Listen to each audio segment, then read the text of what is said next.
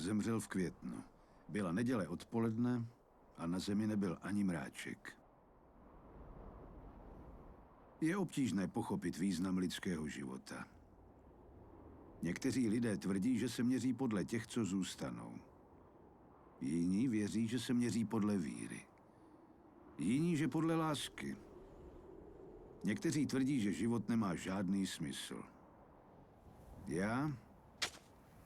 Já věřím, že se poměřujete podle lidí, co se poměřovali podle vás. S jistotou můžu říct, že v každém případě Edward Cole žil během posledních dní na zemi víc, než většina lidí žije celý život. Vím, že když zemřel, měl zavřené oči, ale otevřené srdce.